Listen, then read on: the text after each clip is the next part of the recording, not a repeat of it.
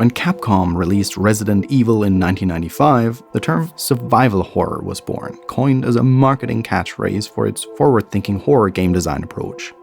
But Capcom didn't invent the genre. The special blend of ingredients that's nowadays universally understood as survival horror was very much around long before Capcom sent us to Spencer Mansion for the first time. This video series, Origins of Survival Horror, is about those games. Horror titles that preceded the original Resident Evil that had already incorporated many of the elements of classic survival horror, and through that, heavily influenced its conception. In the first episode, we covered Sweet Home, Konami's 1989 Japan-only horror RPG that Resident Evil's development started with the intention of being a full-on remake of. In the second episode, we explored Infogram's 3D horror adventure Alone in the Dark. Released in 1992, it was the title that pioneered the fixed camera, tank control, pre-rendered background approach in video games that would become the hallmark of the first generation of survival horror games. And it was also posthumously attributed to the genre.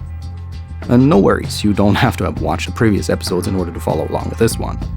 In today's episode, I'm excited to showcase a classic that's been largely overlooked and forgotten by video game history, but that's hands down an absolute favorite of mine. It came out in the same year as Sweet Home, all the way back in 1989, 6 years before the OG Resident Evil, and came along as a fully fledged survival horror experience in pretty much every regard. And unlike Sweet Home, it was not a turn-based, top-down JRPG, but a third-person, fixed-camera, cinematic, slow-burn action horror game, precisely like Resident Evil 6 years later. And I want to be clear here, I don't just mean it was a game that featured many elements of the subgenre already and can be attributed to it if you squint your eyes and tilt your head a certain angle. No, I mean true blue survival horror, down to every little checkmark. Project Firestart, developed by Dynamix and published by Electronic Arts in 1989 for the Commodore 64, is not just a fascinating piece of video game history as the ultimate survival horror progenitor, it's also an astoundingly well-designed, avant-garde, exceedingly well-told horror thriller that played and felt quite unlike anything else in that era. It is the very definition of a forgotten gem. Project Firestart was also as close as you could get to having the suspenseful, claustrophobic dread of Ridley Scott's Alien on your Commodore 64. And it's even set on a space station named Prometheus, 23 years before Scott revisited the Alien franchise with his movie tie-in Prometheus. Add to that Project Firestart tells its story via a dynamic, branching narrative that reacts to players' decisions and accomplishments and that plays out in real time with backstory and lore that's drip-fed to the player via immersive sim-like diegetic exposition such as journals, videotapes, and research logs 5 years before System Shock made that fashionable. It's almost uncanny how incredibly prophetic this game was on so many levels, especially considering how brutally it went under the radar when it came out. So much so that most people completely missed out on it at the time, and probably as a result, how absent it is from common video game knowledge these days. Disappointed, but not surprised, as so often. But hey, that's what we're here to change after all, if only a little bit. Because despite its ripe age of almost 35 years, Project Firestart and the Prometheus space station is absolutely worth a visit, for many more reasons than it being one of the most important origins of survival horror. Remember like 10-12 years ago when Netflix was emerging and people were like, streaming is so good now, and piracy just massively declined. But then over the years, a horde mode of companies flooded the market, and now movies and TV shows are split across 28 different streaming services you're expected to be subscribed to simultaneously, and your favorite shows keep getting canceled the moment you dare to get invested. And for some reason, people keep more and more swarming the Pirate Bay and sail into the torrents again. Fascinating, isn't it? Anyway, on a completely unrelated note, I'd like to introduce you to the sponsor of this video, which is NordVPN. As you probably know, a VPN, virtual private network, tunnels your internet activity through a computer somewhere else in the world, and thereby it hides all your activity behind an anonymous proxy from prying eyes like your internet service provider, government, data brokers, etc. This comes in extremely handy, for example, if you want to circumvent region-locked websites, if you want to watch Netflix from another country because the offer drastically differs per country, or if, say, you engage in file sharing like torrent networks, but you don't want your ISP and government to know about it. In Minecraft, of course. Nord has been my VPN of choice for over more than 2 years now, and I've been perfectly happy with the service. It's blazingly fast, easy to use with a host of great features, and works on many different devices from pretty much anywhere in the world. If you want to try it out for yourself, you'll get a special offer of a 65% discount plus 4 extra months on a 2-year subscription plan if you use the link nordvpn.com/Ragnar. This link you can also find in the video's description, by the way. So, thanks a lot to our sponsor, and now let's get back to Project Firestart. Humanity has expanded into the depths of space and colonized our solar system. We do have that tendency to colonize things. Of course, that means that Earth's demand for natural resources has been exponentially growing, which is why deep space mining has become one of the pivotal endeavors of the United System States space program. In 2061, the research station Prometheus, orbiting Saturn's moon Titan, has gone dark. Radio and fax contact with Earth has completely broken off from one moment to the next. To see what's going on over Titan, USS Special Agent John Hawking, our protagonist and expert for all kinds of difficult situations, has been dispatched to the Prometheus to get in contact with the scientists of Project Firestart, a genetic engineering research project with the goal of creating an extremely hardworking, resilient species of laborers designed for planetary mining in the extremely hazardous sub-zero environment of Titan. And we all know, when man wants to play God and meddle with and assert control over nature like this, what could possibly go wrong? Life, finds a way. Project Firestart eases the player into its setting and story with a slow-paced, highly atmospheric intro sequence.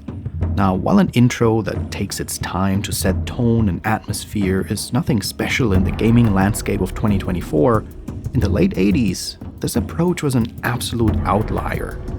Games back then were just built different. I've been combing through dozens of C64, Amstrad CPC, and ZX Spectrum games over the past months, and for the vast majority of cases, these games were made to get you into the action as fast as humanly possible. It's totally normal that it takes you less than a few seconds after pressing Start Game to be shooting and dodging and jumping and whatever else the game made you do to not die immediately. And in many cases, it took not much more upon your first dozen playthroughs to already marvel at the game over screen. Bar only a few notable exceptions, games were generally aimed at fast, relentless, instantaneous, arcadey bam-bam action.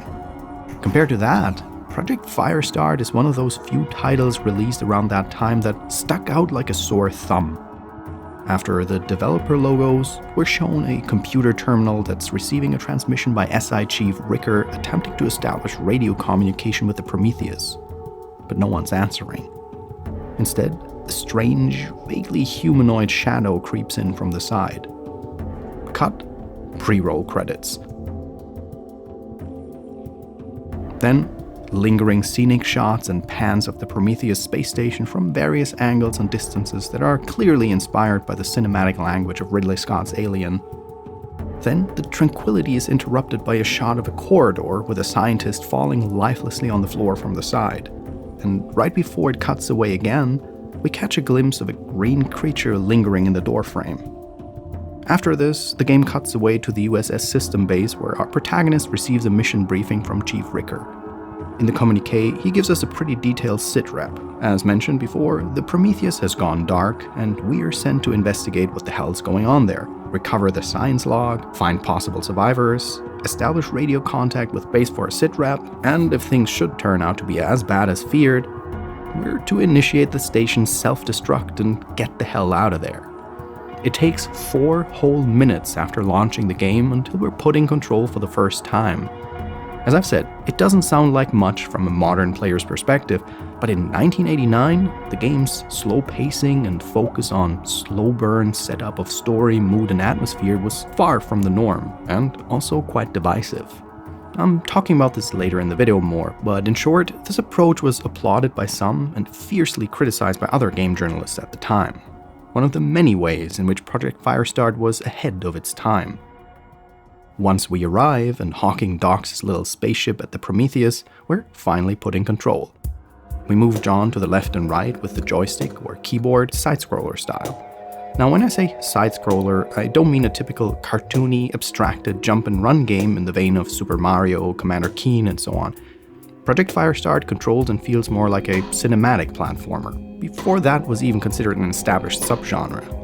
Character sprites are comparably large with accurate human proportions, animations feel realistically fluent with a convincing amount of inertia and weight, similar to how it works in games like Prince of Persia or Another World. Realism first. And hey, Eric Chahi has stated in interviews that Project Firestart was one of the major influences for his iconic title Another World, or Out of This World as it's known in the US, when it comes to the aesthetic style of cinematic side-scrolling and the impact of minimalist UI on the immersion factor. Whenever we leave a corridor and enter a room, the camera switches to a cabinet projection angle, the viewpoint slightly raised to emulate a pseudo 3D perspective where we don't just move left and right, but also into the depth of the room. A large part of the screen, especially in corridors, is dedicated to the surprisingly detailed backgrounds and environments for the time. This is frequently employed, like here, to treat the player with sprawling vistas of the interior or outdoors of the station, which gives us an accurate sense of space on the Prometheus and the position we're currently in. It's really quite remarkable, so I'm also going to talk about this a bit later in a dedicated chapter in this video in more detail. Every location connects to one or more doors or branching hallways leading to other locations, either on the side of the screen or in the back or foreground. We can enter them by simply pushing the joystick in the respective direction. So if it's an elevator like here, we just push the joystick up to enter it. Very intuitive. Generally, one of the things that really struck me upon replaying Project Firestart is how well thought out the UI of this game is for a C64 game. It's minimalistic, elegant, and unobtrusive by default, while giving easy, intuitive, and direct access to various actions, interactions, and information whenever it's pertinent. The only text information constantly visible on screen are the current time, which has relevance to the gameplay, John's current health, and the ammo in the gun he's carrying at the moment. Every other information gets shown and hidden only when it makes sense in context. Like whenever you approach an interactable object like computer terminals, consoles, devices, levers, or things like doors and elevators, basically anything John can interact with, the game pops up a context menu that gives you all current interactions to cycle through and choose from. The system works pretty much exactly like many games, such as the Hitman franchise for example, still employ to this day. For an elevator, for instance, it shows us all the floors this particular elevator can reach. Highlight, press fire, and off it goes. Simple as that. Pretty quickly after our arrival, we ride the first elevator off the docking station and find that indeed, things on the Prometheus have taken a dark turn. We find the mutilated bodies of slain scientists scattered across the station, warning messages written on the walls with the blood of the deceased, and the game shows them to us in detailed, close-up cutscene interludes. I keep thinking how interesting it is that this matches the pacing of the original Resident Evil almost to the T. We start the game by entering a seemingly derelict location, and after a short bit of exploration, stumble upon the gnarly, disfigured remains of a victim of the setting's primary menace, which the game shows us in a detailed cutscene close-up for emphasis. It's just fascinating. Unlike in Resident Evil though, so far we haven't encountered the actual culprits yet, which again, Project Firestart, for his C64 game, really takes its time until it throws us into the frying pan. But even though we haven't been attacked yet, we're already under pressure. Chief Ricker is not a man who does things by half measures. He made it clear to us that if HQ doesn't hear from us within the first 2 hours of our arrival, the station's just gonna be nuked into oblivion without warning. No taking chances. So we better not dawdle and try to procure those science logs and discover a way to establish radio contact with HQ ASAP. But how do you go about this? Because it turns out the place is a regular freaking maze. Well, I'll take that as a perfect cue for me to gush about something else like an excitable old man again. It never stops amusing me that during the intro briefing, SI Chief Ricker sends you a copy of the Prometheus' layout via fax, of all things. And as much as space fax keeps cracking me up, it's also a perfect opportunity to once again talk about an aspect of older video games that I've been sorely missing in modern games, namely manuals. See, back in the day, pretty much every video game came with a physical manual. Over the years, they kept thinning out more and more until digital-only storefronts took over a huge part of video game distribution and made them virtually obsolete. That, plus the fact that game design standards have at some point moved towards the notion that every video game should teach players its mechanics intrinsically while playing the game, ideally via cleverly integrated tutorials that don't feel like tutorials at all and make you feel like you're figuring it all out on your own, so you can feel like you are very smart. Trademark. And while this is, without question, a smart and elegant way to tutorialize the player and comes close to an art form when pulled off right, it is also only one solution to a problem that can be solved in many different ways. And I sneer at the fact that it has become almost universally accepted as the de facto standard for good game design, meaning a game explaining itself so well that it never requires players to ever look up anything outside of the game, as if manuals were inherently bad design. Like literally, you had to read through manuals, and even then the games were still confusing, and I don't even... It's a very rigid way of approaching a creative problem-solving challenge. Because a well-written, well-designed manual, especially if the game is designed with the usage of said manual in mind from the get-go, can be just as much of an art form as the aforementioned practice of intrinsic tutorialization. And it makes me sad that it's considered a relic of the past. Honestly, I'd actually love to hear your thoughts on this. Did you have memorable experiences with game manuals in the past yourself? Do you miss them, or do you think they're rightfully condemned to obsolescence? Let me know in a comment, please. I'd love to hear your thoughts. But yeah, also, if you think about it, back when a game had to fit on just a handful of floppy disks with a storage capacity of a whopping 320 kilobytes per side, it made complete sense to design it as compact as possible and store things like how to play or, say, a map function externally, in this case, on paper. It's the reason why, for instance, the first generation of grid-based dungeon crawlers required players to draw their own maps on grid paper. There was simply no capacity or memory left for an auto-mapping feature at the time of the first Wizardry installments. A technical restriction that resulted in a unique gameplay experience that ended up having its very own appeal. I really need to cover gridders at some point. Anyway, it's similar with Project Firestart. The game featured a plethora of, for the Commodore 64, really impressive, full-screen, hand-drawn cutscenes, a pretty vast ship with tons of unique and highly detailed locations, detailed animations, even a complex save and load menu, etc., all to fit on two 5¼ floppy disks. It just didn't have the space to fit a map function on it. So, in a meta sense, that is the reason why the Chief has to fax you the map. And the beauty of that is, you might have guessed it, the manual of the game was made to look and feel like it is that very fax by Chief Ricker. I love little playful details like these. They can add so much to the feeling of immersion, kind of breaking the fourth wall and self-consciously handing the players a diegetic document from the game that you're absolutely required to use.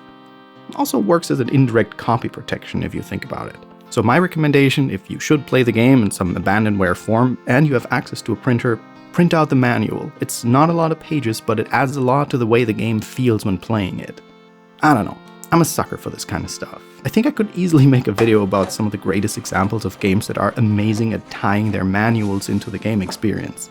Honestly, I've been kind of reluctant with these more experimental types of videos, so if that's something you'd find interesting to watch, please let me know in the comments too. It'd actually be really helpful.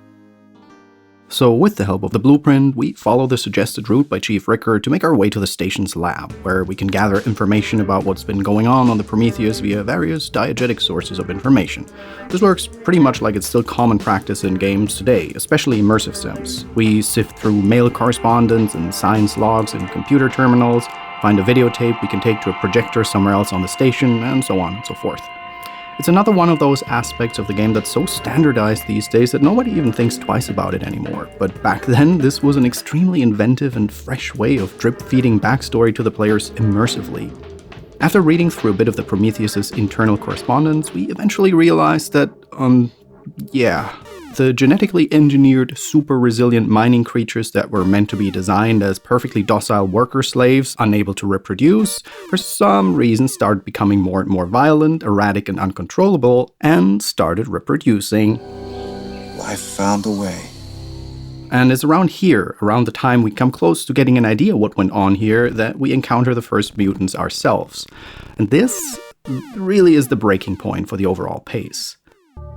The game really takes its darn time to build up tension and suspense, but from this moment on, there's barely going to be a safe moment for the players anymore. From here on out, the mutants will incessantly swarm us left and right, or in rooms with elevated camera position, really from all directions.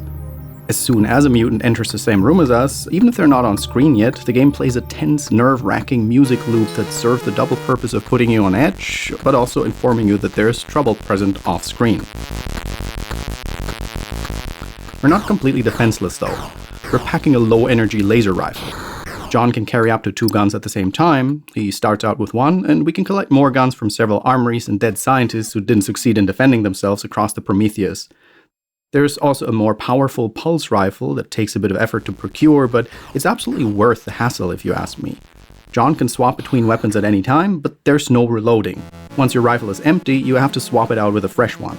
The weapons do come in quite handy. It takes about 6 to 8 shots to blow a mutant away in a satisfying burst animation, or just 3 to 4 with a high-power plasma rifle, which can make a tremendous difference because the enemy doesn't get stunned by our shots, and it's a bit of a challenge to keep them at distance. But although we can blast mutants away with firepower, the problem is, of course, that this is survival horror after all. The amount of ammunition we carry isn't remotely enough to endlessly mow down hordes of enemies that swarm us, and John himself is pretty squishy. A few times touching the mutants and we're toast, and the game ends in a death sequence.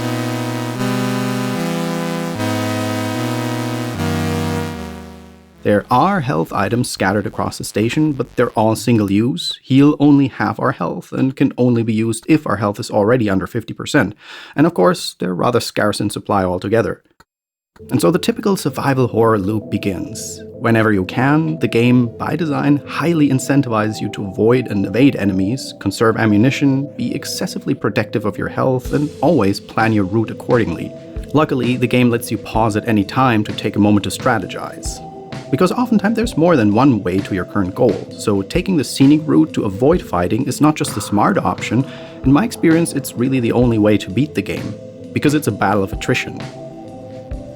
When it comes to what to do on the station at any given time, like your current goals and objectives, to me personally, I felt like the current next thing for me to do, the current next place to go to and interact with, was always pretty clear, especially for a game that never outright gives you an objectives list. It felt always logical to follow if you pay attention to all the clues, hints, directions, computer logs, and journal entries, the things people tell you, plus a little bit of deductive reasoning when navigating Rigger's fax map. But even with the map, finding your way around the Prometheus is not always trivial, because the document is merely a technical blueprint, which still requires a bit of finagling on the player's part to understand it and apply its layout to the rooms and corridors and the various sets of elevators you come across throughout the game. So get ready to jot down some notes yourself while exploring. Because turns out the Prometheus' layout is surprisingly complex, which can make finding your way feel like a regular labyrinth at times. What prevents it from becoming a frustrating, meandering odyssey through a set of indistinguishable rooms and corridors is how well thought out the station's layout is and how much attention to detail has been put into making each room feel like a distinct, unique location that has a place in the ecosystem of the station. Like, there's this old rule in D&D dungeon building that if your dungeon doesn't have things like toilets or something with a similar purpose, it isn't a place any of the enemies that live there could realistically live in. The Prometheus has toilets, and much more, which makes exploring it a genuinely rewarding endeavor at times, not just because of toilets. If you look at the external shots shown in the intro sequence, you'll find that the layout of the station you traverse internally matches the structure perfectly. And not just that, the game features many rooms with large window panels in the background that give you a scenic vista of the exterior from that specific spot on the station, always accurate to your current location. You start out at the exit of the docking station from where you can see the ship you arrived on in front of a backdrop of Titan far in the background. Or when you reach the top floors near the bridge, you get views from various angles that give you a wide overview of the layout from a higher vantage point. And in best Todd Howard fashion, each of the station's parts you can see from here, you can also reach, enter, and traverse in the game. On top of that, Project Firestart really goes above and beyond to make every individual section of the ship, even the many corridors you'll have to traverse, look and feel distinct, like the biolab, the bridge, the crew quarters, and the reactor section, and all the corridors connecting them all have their own unique appearance that makes them easy to distinguish from each other. Plus, as I've said, the station is quite vast, which also means that there are plenty of areas and rooms that have no significance for your specific mission, but they're still integrated to create the impression of a lived-in space that just makes sense. This doesn't just apply to the layout of the ship, but also to how the story plays out, as the game progresses dynamically and reacts to the player's action in real time. This is still something that astonishes me to no end, how Project Firestart managed to pull this off on such primitive hardware. Once you enter the station, your arrival is a bit like the fall of a domino brick that kicks a chain of events that you have initially no knowledge of into gear. As I mentioned earlier, Dr. Arno is the scientist who secretly altered the DNA of the mining creatures to create his army of clones. Hey, who are you? I'm your clone. He secretly worked together with SI Special Agent Anar Kensar, who was the one that unleashed the creatures upon the station, inciting the horrible massacre. To protect himself, he sealed himself in a cryo chamber and put himself to sleep, and programmed it to wake him the moment any new ship docks at the station. Which makes our arrival the perfect opportunity for him to hijack our ship and hightail out of here with the research data. So much for his plans. Which is why it takes a little while after we arrive until he unleashes the creatures across all sections of the station and then independently operates in the background while we're busy with our mission somewhere else. Major key moments of his activity are shown regularly in short cutscene interludes. We see him tamper with the reactor core, and his doings have a direct impact on what's happening on our end. At one point, for instance, he'll shut down the station's power, all lights out, which means for us that we have to put on hold what we're currently doing and make a dash for the power generator to restore the electricity, because if we don't, we can't get access to any computers, comm systems, or any other electrical devices we need on our quest. And not just Anar's activity is shown periodically in these interludes. We also get glimpses of the activity of the mining creatures, who will eventually start replicating until they spawn a virtually invincible super creature mutation of themselves that, at a certain point in the story, will become our main pursuer and start hunting us all across the station. Plus, we also learn that Mary, a scientist of the Firestart project, is still alive in cryosleep as well, which gives us an additional objective: get her out of the cryopad and make sure she escapes from the station safely. The effect of these dynamic events that play out in real time, independently of our presence, is that the station feels incredibly alive, because there's things happening in many places simultaneously, while we're busy somewhere else with something unrelated. It creates the illusion that the Prometheus is more than just a set of stages and levels for the player to blast their way through, that the story doesn't exclusively revolve around you, but that you're merely one of many actors in a play. Plus, as I've said, your actions here really matter and directly affect the outcome of the story. Only if you manage to secure all your primary and secondary objectives, as well as stay in radio contact with HQ throughout it all, and then successfully manage to escape, will your mission be seen as a full success. And that's really not an easy feat, with all those mutants swarming you left and right. And there's still the backstabbing bitch Anar roaming free as the resident fly in the ointment. There's really so much going on in this relatively short action thriller that I can honestly say that any critic who deemed this game an uneventful snooze fest simply exposed themselves for having the attention span of a gnat. We'll get to that in a little bit. Game journalists, that is, not gnats.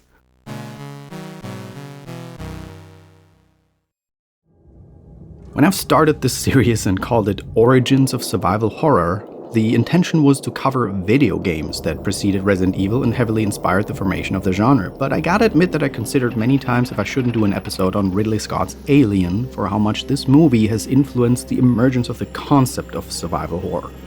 Probably the first video game ever made that was retroactively attributed to the survival horror genre to begin with was AX2 Uchiyososu Nostromo, a Japan-only ASCII-based horror game that attempted to emulate the thrill of the Alien film in video game form, and it quite naturally ended up establishing a surprising amount of design elements that are still super relevant in survival horror games up to this day.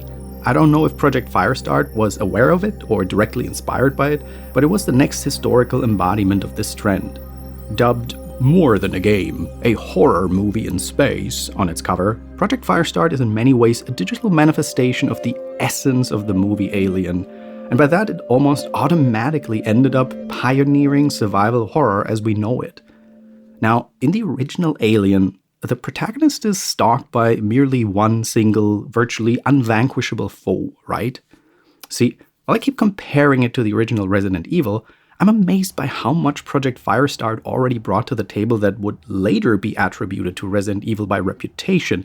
But what's even more astounding is that it was even more prescient than this, by including the concept of the stalker-type horror game already, which gets usually attributed to Resident Evil 2 when it introduced the incessantly pursuing, practically invincible Mr. X, or Clock Tower, which came along in the form of a point-and-click adventure, and essentially based its entire series around the concept of stalker horror.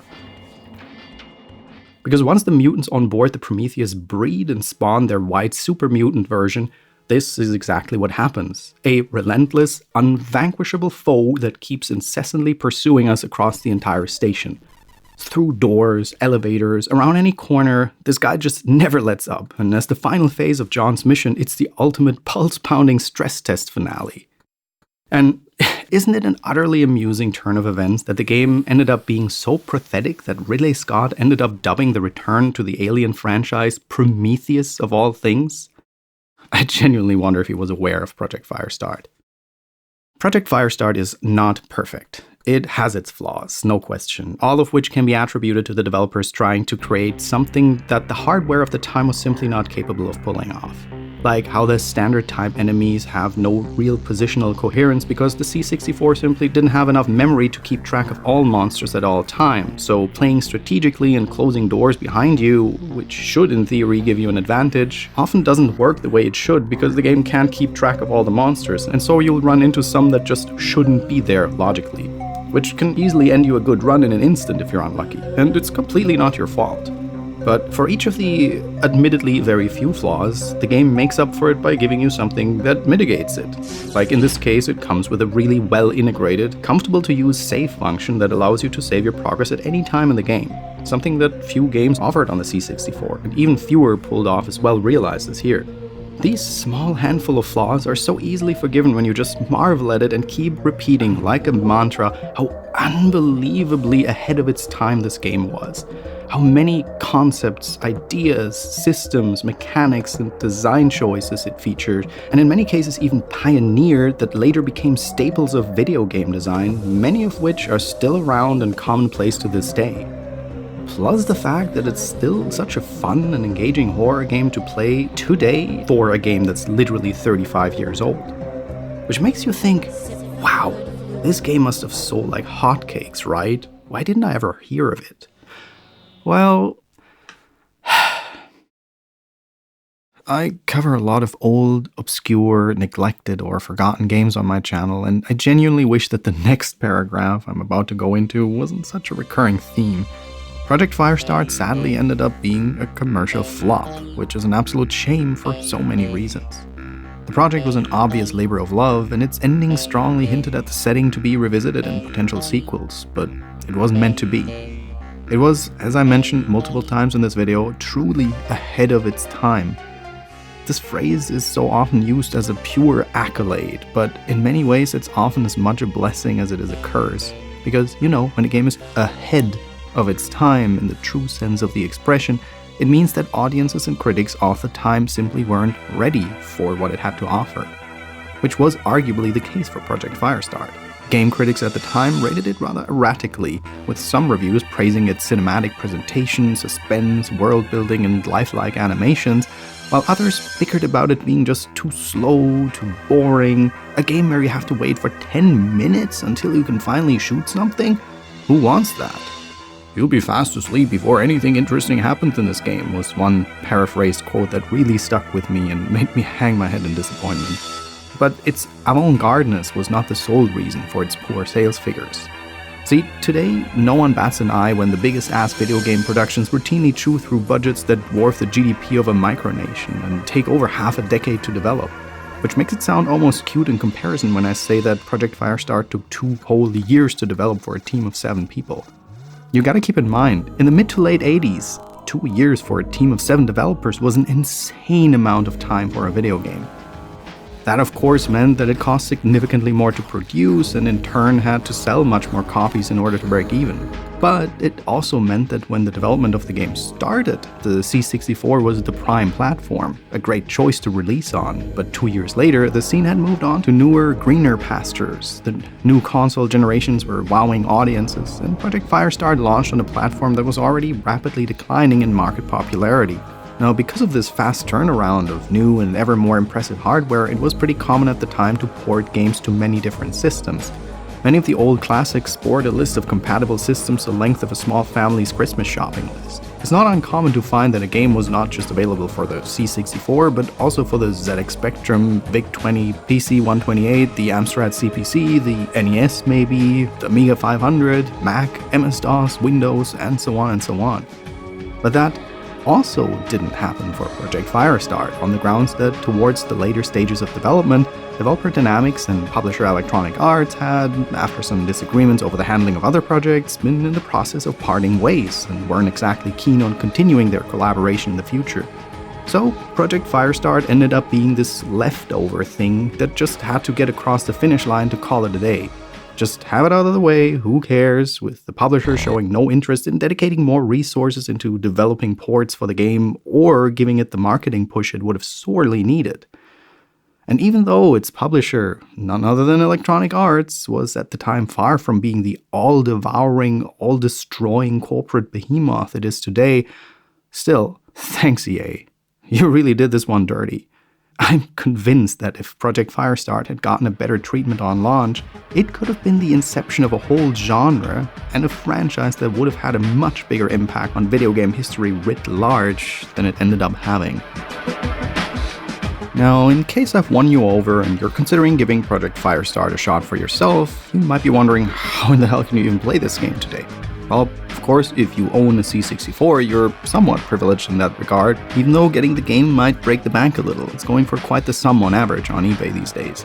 For this video, I myself played it with the C64, which is one of those retro mini consoles, but in this case it's not mini, but a full-size replica of the Commodore 64 breadbox keyboard console, running a stable emulator with a USB-powered replica of the iconic Competition Pro and HDMI output, which supports loading C64 ROMs on it via USB. Alternatively, it's pretty straightforward and easy to run it via the Vice emulator, the, to my knowledge, currently most accurate and stable Commodore emulator out there. So if you're curious, check out the Tumblr post I linked to this video where I'm going to share a more in-depth guide on where to get a good ROM for it and how to get it running in both the 64 Retro replica console as well as in the Vice emulator.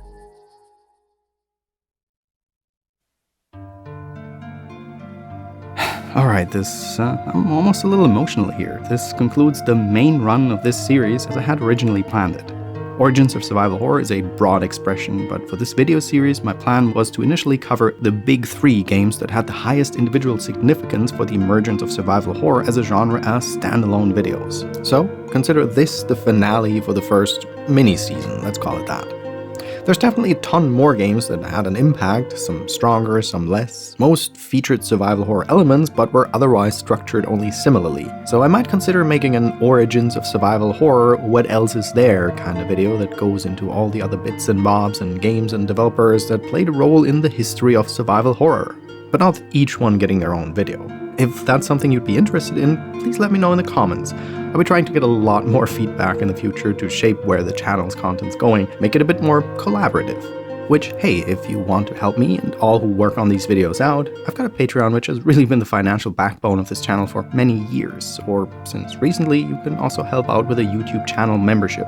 By supporting, aside from my heartfelt gratitude, you'll also get access to backer rewards such as my production blog, watching videos early, reading scripts in the making, and access to my supporter Discord server. Plus, I'm planning to add a new tier soon with semi-regular commentary videos where I go into topics, like I mentioned earlier in this video, that I'd love to discuss but that don't really have enough meat to be a mainline video on my channel.